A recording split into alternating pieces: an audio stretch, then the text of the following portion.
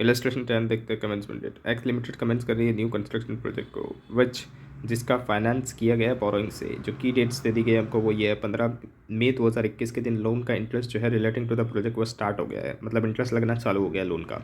2 जून 2021 के दिन technical site planning commence कर दी गई है। 19 जून 2021 के दिन एक्सपेंडिचर प्रोजेक्ट के ऊपर होना चालू हो गया है। 18 जुलाई 2021 के दिन कंस्ट्रक्शन वर्क कमेंस हो गया। आइडेंटिफाई करके बताइए commencement date for the capitalisation of the borrowing cost. तो तीनों कंडीशन जब कमेंसिंग डेट से हो जाती है तब हम लोग फुलफिल हो जाती है तब हम लोग क्या करेंगे, कैपिटलाइज करना चालू कर देंगे। Borrowing cost has been incurred, कब इनकर्ड की गई थी 15 मई 2021 को। एक्सपेंडिचर इनकर्ड कब किया गया था एसेट के ऊपर 19 जून 2021 के दिन।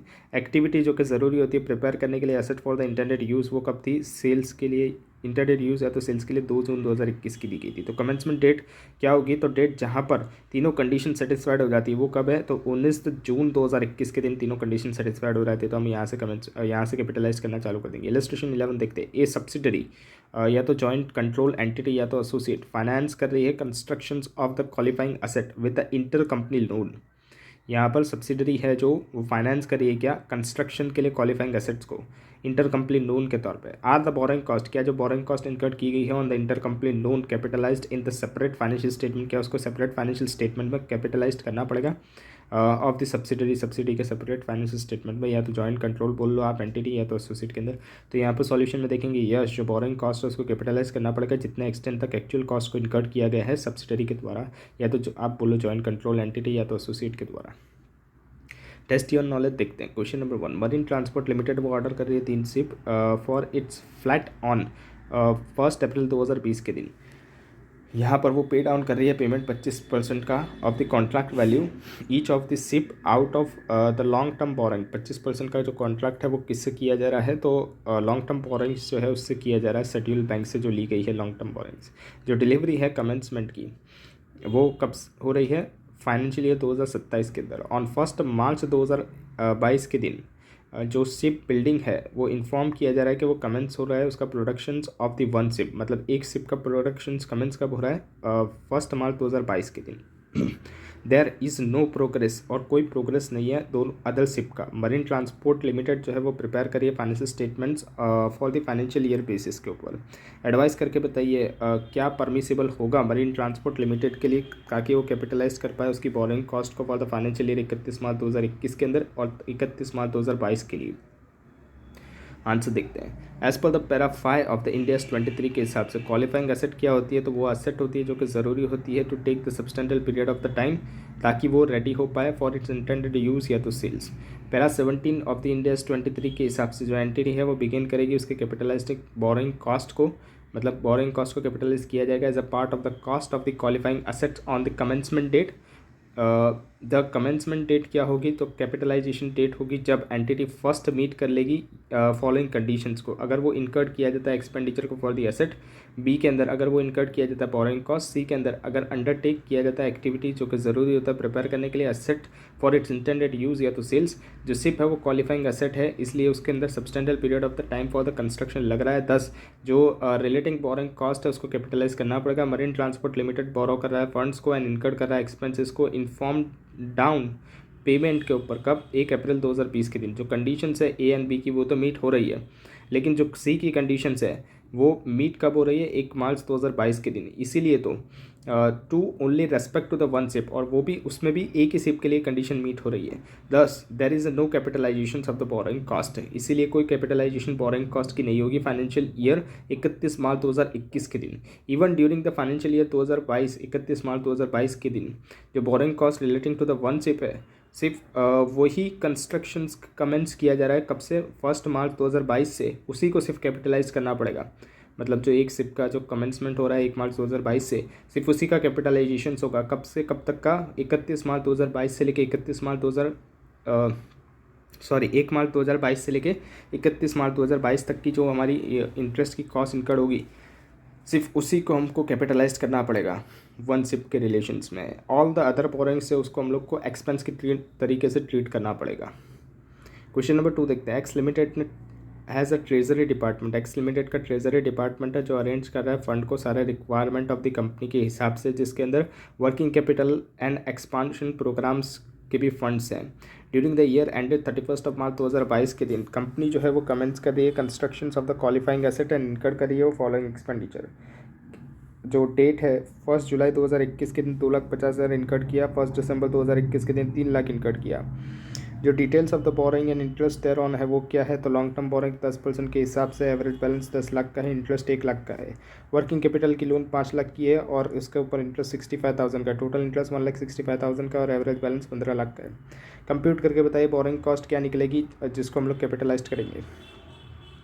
तो कैपिटलाइजेशन रेट जो है उसको हम लोग नीचे के तरीके से कैलकुलेट करेंगे। टोटल बोरिंग कॉस्ट को डिवाइड करेंगे वेटेड एवरेज टोटल बोरिंग से, कितना है 1,65,000 को डिवाइड 15 लाख से करेंगे तो 11% का हमारा रेट निकल के आ गया। इंटरेस्ट को कैपिटलाइज कैसे करेंगे, कैलकुलेशन जो नीचे दी गई है उसके तरीके से ऑन 2,50,000 पे 11% ये पर एनम के हिसाब से रेट निकला, इसको मल्टीप्लाई विद 9/12 करेंगे। क्यों 9/12 करेंगे, क्योंकि यहाँ पर जो एक्सपेंसिस इनकर कब हुआ था 1 जुलाई 2021 से, तो जुलाई अगस्त सितंबर अक्टूबर नवंबर दिसंबर जनवरी फरवरी मार्च, तो कितना हो गए 9 मंथ हो गए।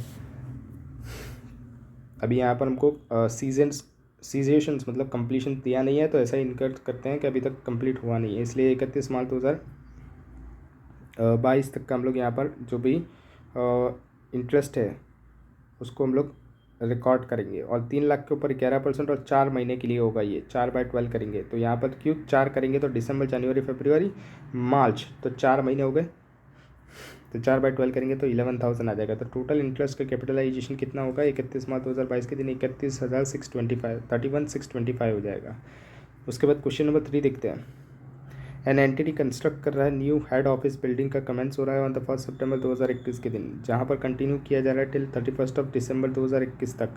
Directly attributable expenditure beginning of the month on this asset वो कितना है 1 लाख रुपये का है सितंबर 2021 के अंदर, 2,50,000 रुपये ईच ऑफ द मंथ्स, कब से अक्टूबर से लेकर दिसंबर तक, मतलब 2,50,000 रुपये अक्टूबर से दिसंबर तक लगेंगे हर महीने के।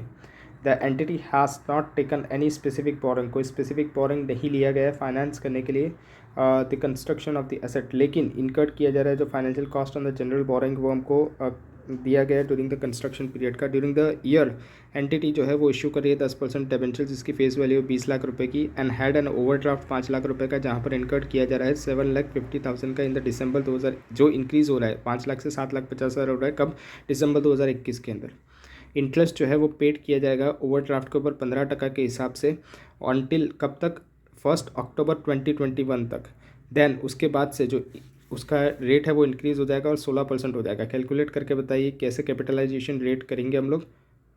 कैपिटलाइजेशन रेट क्या होगा for the computation of the borrowing cost in the accordance with the Ind AS 23 borrowing cost के हिसाब से। आंसर देखते हैं।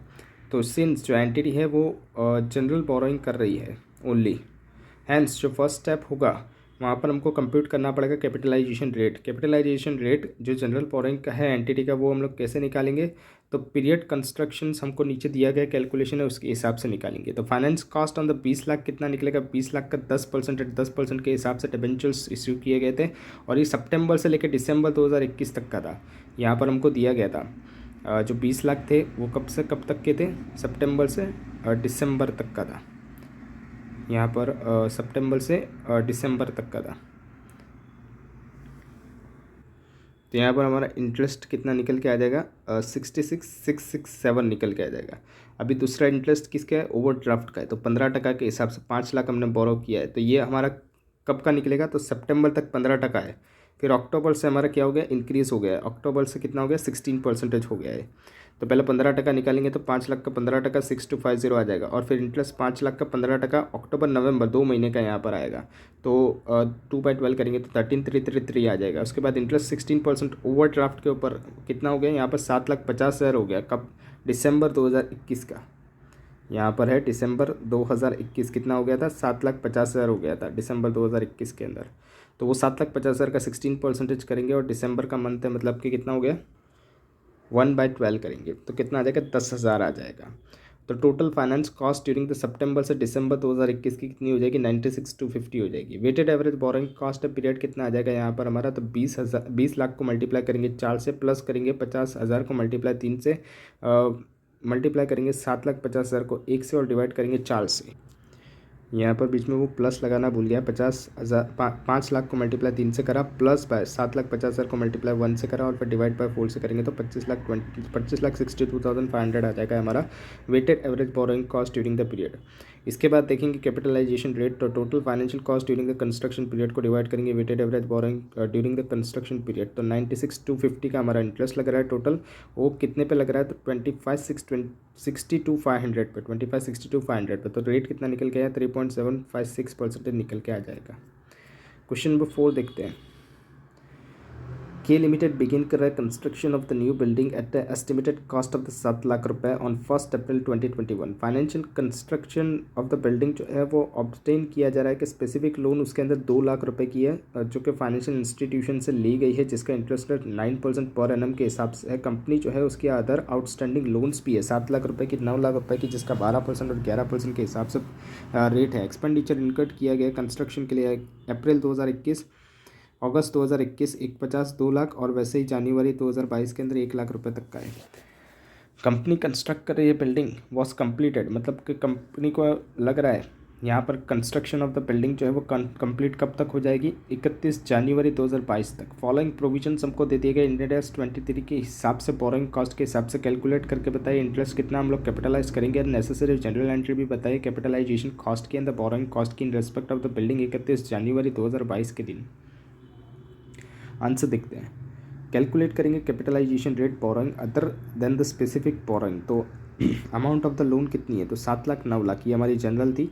12% और 11% के हिसाब से इंटरेस्ट निकालेंगे तो 85,99 आ गया। इसको टोटल करेंगे तो 1,83,000 डिवाइड करेंगे 16 लाख से और मल्टीप्लाई विथ 100 से करेंगे तो 11.4375 का परसेंटेज हमारे पास निकल के आ जाएगा। उसके बाद सेकंड के अंदर देखेंगे तो कंप्यूट करना है हमको बोरोइंग कॉस्ट जो कि कैपिटलाइज किया जाएगा स्पेसिफिक बोरोइंग को फॉर स्पेसिफिक बोरोइंग एंड जो जनरल बोरोइंग है उसको वेटेड एवरेज एक्यूमुलेटेड एक्सपेंस के हिसाब से करेंगे। तो 1 अप्रैल 2021 के दिन 1,50,000 का हमारा खर्चा हो रहा था। तो ये किसके लिए होगा? तो जो हम पहले स्पेसिफिक लोन है उसको यूटिलाइज़ करेंगे। तो 1,50,000 किस में से गया होगा? ये 2 लाख की स्पेसिफिक है उसमें से गया होगा। तो यहाँ पर 1,50,000 को मल्टीप्लाई करेंगे 9 से, मल्टीप्लाई करेंगे 10 डिवाइड बाई 12 से। क्यों 10 डिवाइड बाई 12 कर रहे हैं? क्योंकि यहाँ पर अप्रैल से है। तो अप्रैल मई जून जुलाई अगस्त सितंबर अक्टूबर नवंबर, अप्रैल मई जून जुलाई अगस्त सितंबर अक्टूबर नवंबर दिसंबर। तो यहाँ पर हम लोग क्या करेंगे? 9 मंथ का बुक करेंगे, सॉरी दिसंबर और फिर जनवरी भी लेंगे यहाँ पर। क्यों यहाँ पर जनवरी भी ले रहे हैं? क्योंकि यहाँ पर हम लोग ऐसा नोट के अंदर देखना है कि यहाँ पर हम लोग ऐसा एज्यूम कर रहे हैं कि जो बिल्डिंग का कंस्ट्रक्शन है वो स्टार्ट हो रहा है 1 अप्रैल 2021 से। यहाँ पर हमको डेट के अंदर दिया नहीं गया था डेट के स्टार्टिंग है या एंड है एक्सपेंडिचर के अंदर। तो हम लोग मान के चलते हैं कि जो एक्सपेंडिचर किया है वो 1 अप्रैल से किया है, मतलब स्टार्टिंग से किया है। तो ये प्रिज्यूम किया जा रहा है कि लेटर जो भी expenditure on the construction of the building होगा वो इनकर्ड किया जाएगा at the beginning of the respective month, मतलब पहले साल beginning of the respective month पे ही हम लोग एक्सपेंडिचर इनकर्ड कर रहे हैं, यानी फर्स्ट डेट पे ही हम लोग एक्सपेंडिचर इनकर्ड कर रहे हैं। 1 अप्रैल 1 मई ऐसे हम लोग एक्सपेंडिचर इनकर्ड कर रहे हैं। तो इसीलिए यहाँ पर हम लोग 10 मंथ लेंगे, अप्रैल मई जून जुलाई अगस्त सितंबर अक्टूबर नवंबर दिसंबर और जनवरी का भी लेंगे, क्योंकि जनवरी लास्ट हमको दिया गया था एक्सपेंडिचर इनकर्ड की डेट जनवरी 2022। तो यहाँ तक हम लोग लेंगे और यहाँ पर 31 जनवरी 2022 की हमको डेट दी गई थी कंप्लीशंस की, इसीलिए। तो यहाँ पर करेंगे हम लोग 1,50,000 multiply by 9 multiply by 10 divide by 12 करेंगे तो 11,250 आ गया। 1 अगस्त 2021 के दिन 2 लाख का इनकम किया गया है, तो उसमें से स्पेसिफिक कितना होगा? तो 50,000 होगा, क्योंकि 2 लाख में से हमने 1,50,000 यूटिलाइज़ किया था। अब 50,000 बचेगा, उसका 9% मल्टीप्लाई बाई 10 डिवाइड बाई 12 करेंगे। क्यों यहाँ पर 10 डिवाइड बाई 12 कर रहे हैं? क्योंकि जो स्पेसिफिक बोरोइंग जो ली गई थी ना हमने, वो कब ली गई थी? 1 अप्रैल 2021 के दिन ली गई थी 7 लाख। और स्पेसिफिक बोरोइंग जो ली जाती है वो उसके अंदर मतलब कोई भी देखना नहीं होता हमको। स्पेसिफिक बोरोइंग जो ली जाती है वो स्पेसिफिकली असेट के कंस्ट्रक्शन के लिए ली जाती है। तो इसके अंदर एक्सपेंडिचर होता है या नहीं होता उसको देखने की ज़रूरत नहीं होती। जब से हमारा फर्स्ट एक्सपेंडिचर इनकर्ड होता है वहाँ से ही हमको इसको लगाते हुए चालू कर देना है, क्योंकि ये स्पेसिफिक है। इस वजह से जनरल के अंदर हमको अभी देखना पड़ता है कि कितने मंथ का करेंगे हम लोग। तो यहाँ पर स्पेसिफिक बोरोइंग के अंदर ऐसा नहीं होता। स्पेसिफिक बोरोइंग के अंदर एक्सपेंडिचर इनकर्ड हो गया अप्रैल से, तो अप्रैल से ही हम लोग स्टार्ट कर देंगे उसको इंटरेस्ट को कैपिटलाइज्ड करना। तो इसीलिए यहाँ पर हम लोग 10 मंथ लिख रहे हैं। 50,000 multiply by 9 multiply by 10 divide by 12 3750 आ गया। और जनरल बोरोइंग में से आप कितना जाएगा, 1,50,000 जाएगा। इसका रेट कितना लगेगा, 11.4375 लगेगा।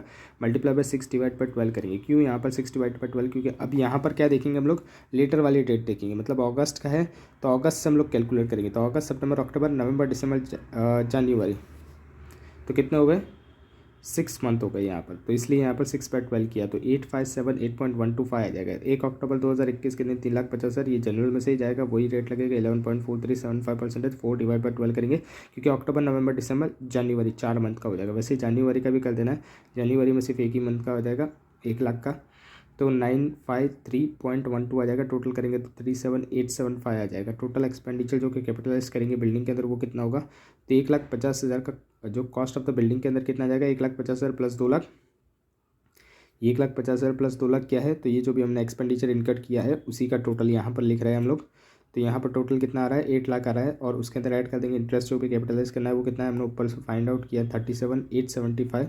तो टोटल कितना कैपिटलाइज करेंगे, 8,37,875। एंड जनरल एंट्री क्या होगी, 31/1/2022 के दिन building account debit 837,875 to bank account 8 lakh रुपये टू इंटरेस्ट पेबल्स, मतलब बोरोइंग की कॉस्ट 37,875।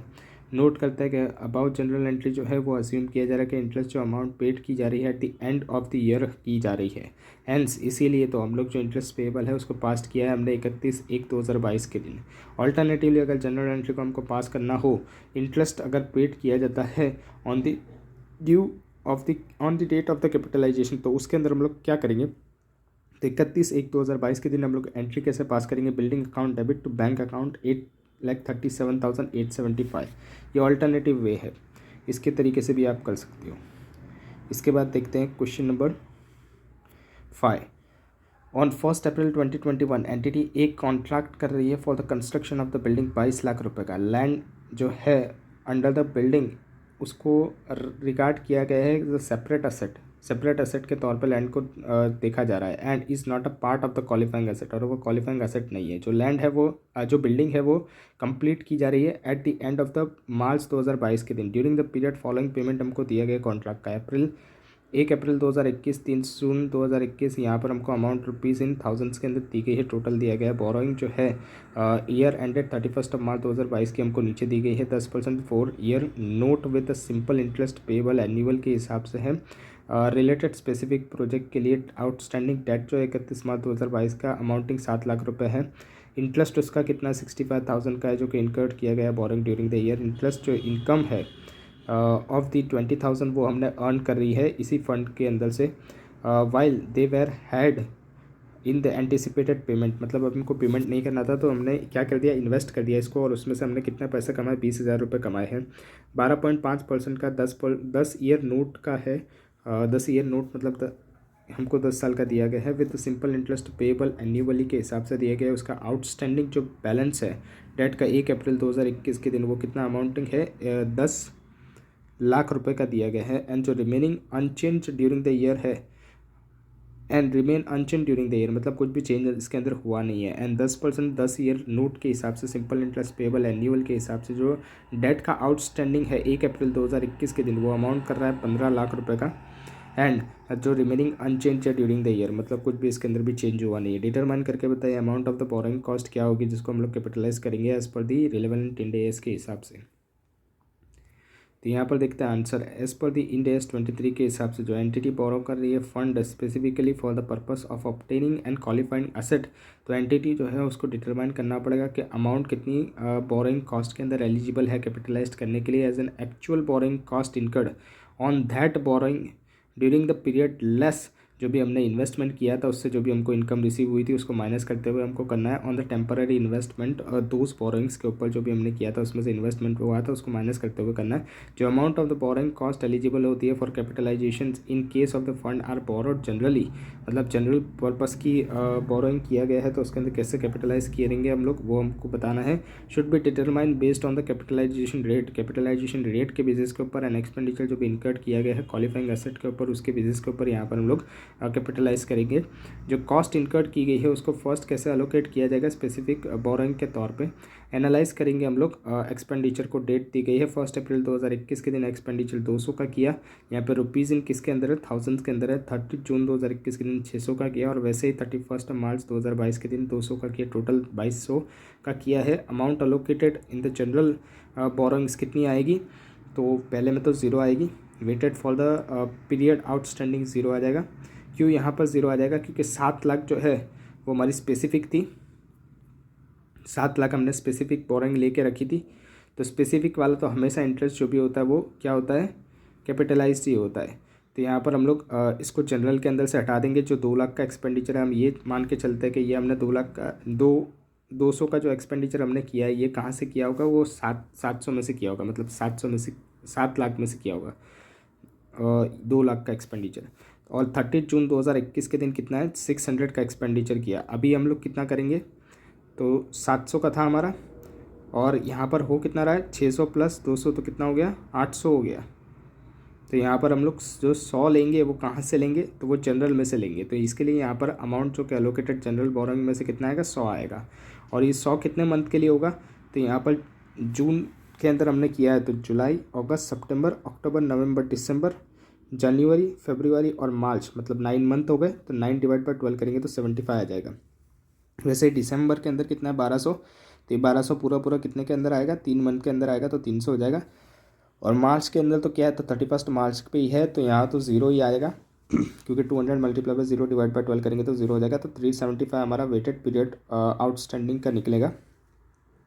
इसके बाद हम लोग देखते हैं तो स्टार में ये दिया है कि 7 लाख जो है वो यूटिलाइज किया गया है on the 1 April and on the 30 जून वो एक्सटेंड किया है, जिसके अंदर क्या है 5 लाख रुपए है जो कि रिमेनिंग एक्सपेंडिचर्स का है और 1 लाख रुपए है जो कि स्पेसिफिक जनरल बोरोइंग के अंदर जाएगा।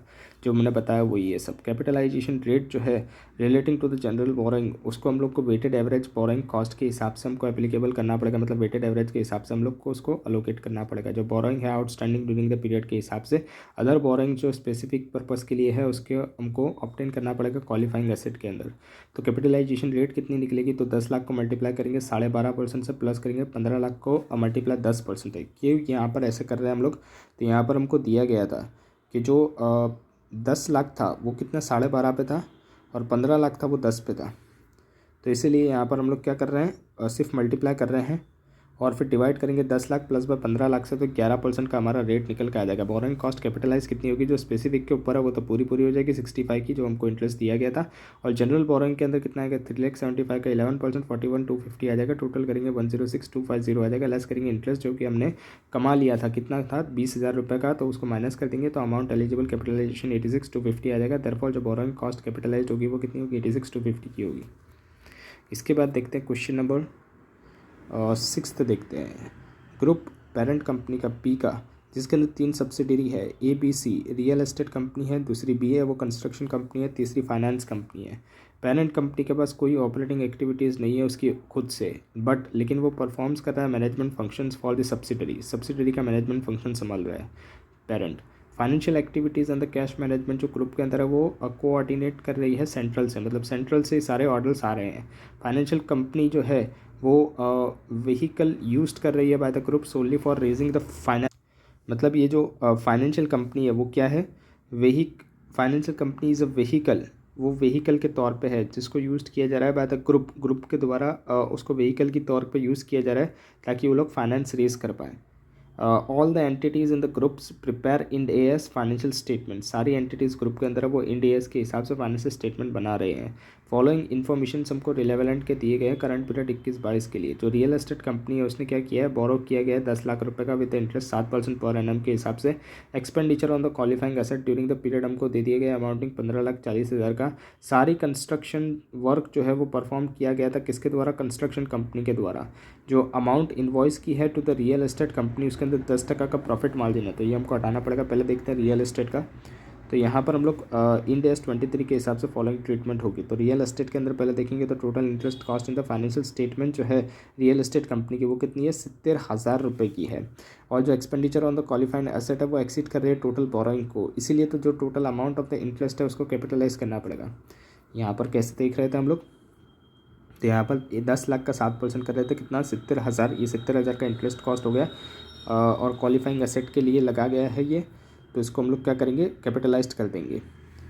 एक्सपेंडिचर जो भी क्वालिफाइंग एसेट के ऊपर है वो एक्सीड कर रहा है टोटल बोरोइंग से, मतलब टोटल बोरोइंग ज़्यादा है, इसीलिए यहाँ पर हम लोग क्या कर देंगे, जो भी अमाउंट इंटरेस्ट का है उसको कैपिटलाइज कर देंगे। इसके बाद देखते हैं जो कंस्ट्रक्शन कंपनी है वो क्या है, उसने कोई बोरोइंग ली नहीं है पूरे पीरियड के अंदर। जो फाइनेंस है वो कितना है, फाइनेंस 10 लाख रुपए का है of the expenditures on the qualifying asset used its own cash resources, और उसने जो भी 10 लाख का एक्सपेंडिचर किया है क्वालिफाइंग एसेट के ऊपर वो उसके खुद के रिसोर्सेज को यूज़ करते हुए किया है और कोई बोरोइंग ली नहीं है। तो इसके अंदर क्या आएगा, तो जो कंस्ट्रक्शन कंपनी ने बोरोइंग नहीं ली तो उसके ऊपर जो भी इंटरेस्ट का एक्सपेंडिचर है, no interest expenditures has been incurred, मतलब कोई इंटरेस्ट का एक्सपेंडिचर इनकर्ड ही नहीं हुआ है। सो जो कंस्ट्रक्शन कंपनी है उसको कुछ भी कैपिटलाइज करने की ज़रूरत नहीं है। इसके बाद देखते हैं फाइनेंस कंपनी, उसने रेज़ किया है 20 लाख रुपए एट 7% पर एनम के हिसाब से एक्सटर्नली, बाहर से उसने रेज़ किया था। Issued a loan to the parent company, और फिर पेरेंट कंपनी को लोन दी जनरल कॉरपोरेट पर्पस के लिए 8% के हिसाब से। तो यहाँ पर क्या होगा, तो फाइनेंस कंपनी है तो कोई भी एक्सपेंडिचर नहीं किया गया है क्वालिफाइंग एसेट के ऊपर, इसीलिए तो जो फाइनेंशियल कंपनी है वो कैपिटलाइज नहीं करेगी कुछ भी। पेरेंट कंपनी यूज कर रही है loan from the finance company, जो कि एक्वायर कर रही है, जो कि to acquire the new subsidiary, मतलब पेरेंट ने लोन ली फाइनेंस कंपनी से ताकि वो नई सब्सिडरी को एक्वायर कर सके। कोई भी क्वालिफाइंग एसेट नहीं है apart from the real estate company and the construction company. जो पेरेंट कंपनी है वो did not issued, parent company ने इश्यूड नहीं किया गया है कोई भी लोन को to the other entities during the period, मतलब पेरेंट कंपनी ने इश्यू ही नहीं की कोई भी लोन को अदर एंटिटी को during the period. Company compute करके बताइए, इसके अंदर हमको क्या करना था, सबके अंदर कंप्यूट करके बताना था amount of the borrowing cost जो कि एलिजिबल होगी for the capitalisation financial statement के अंदर ईच 4 एंटिटीज़ के लिए for the current reporting period 21-22 के लिए। अभी देखते हैं यहाँ पर हम लोग पेरेंट कंपनी का क्या ट्रीटमेंट होगी। तो जो कंसोलिडेटेड फाइनेंशियल स्टेटमेंट है पेरेंट कंपनी का, वहाँ पर जो जनरल बोरोइंग ग्रुप की है वो कितनी आएगी, 10 लाख प्लस 20 लाख, तो 30 लाख टोटल आ जाएगी, क्योंकि यहाँ पर 30 लाख रुपए उठाए थे। ये जो 10 लाख रुपए थे ये किसके थे, तो रियल एस्टेट वाले के थे। 10 लाख 20 लाख और 20 लाख किसके थे, फाइनेंस कंपनी ने बाहर से उठाए थे। ये 10 लाख जो थे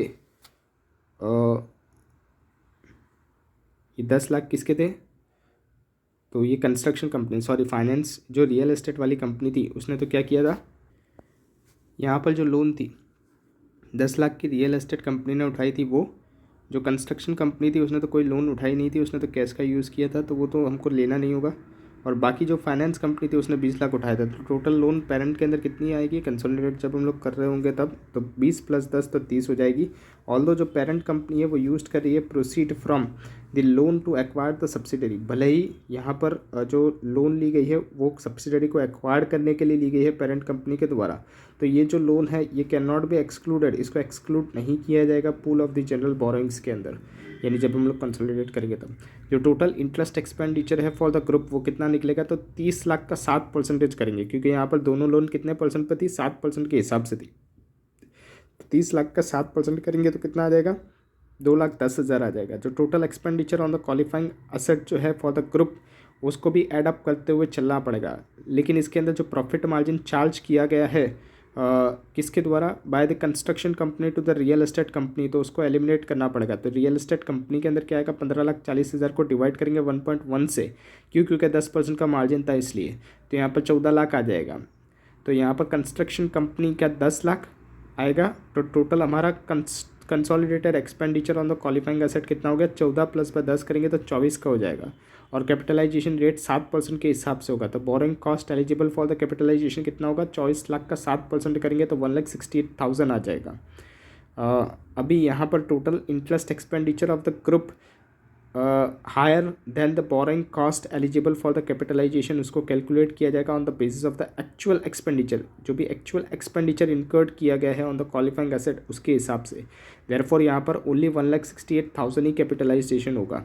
जो टोटल इंटरेस्ट एक्सपेंडिचर जो है ग्रुप का वो ज़्यादा आ रहा है किससे, बोरिंग कॉस्ट से।